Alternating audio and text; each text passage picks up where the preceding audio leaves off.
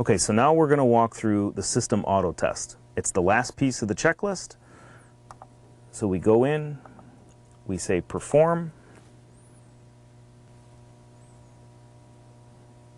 and you can see by the flashing green light that it is in test mode.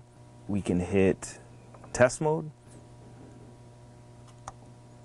auto test, system auto test, and it's performing system auto test. And so here it will walk through a script, and you can follow that script along, and it takes about 15-20 minutes or so to walk through everything.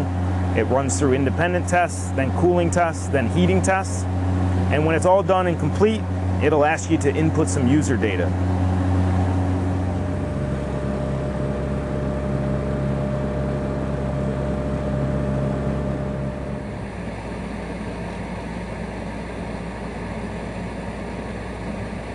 So once the auto test is complete, you'll notice a screen here that says, do you want to enter measured data and create a service report?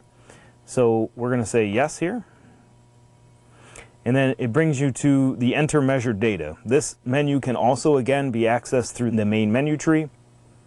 This is just a quick reference, but here's where you'd put in, your supply voltage, L1, L2, L3, what your compressor amps were when you were running 4,500 RPM. This can be done through the test. The auto test runs 4,500 RPM at one of its sequence, or you can run this manually and put it in separately. And if you have electric heat or gas heat, then you put in the measured data that you've done during the startup.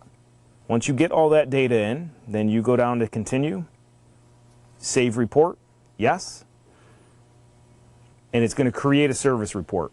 And this service report will be stored for the very first time you do this on the system view controller. It'll save the service report as the initial service report, and it'll stay in that board for the life of that board.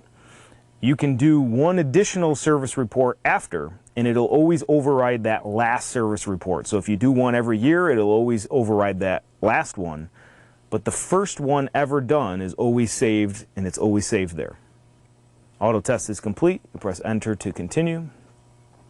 And in this case, you can go back, and because we're done with the initial screen, you can see I can push test and menu, and I don't get that initial screen setup.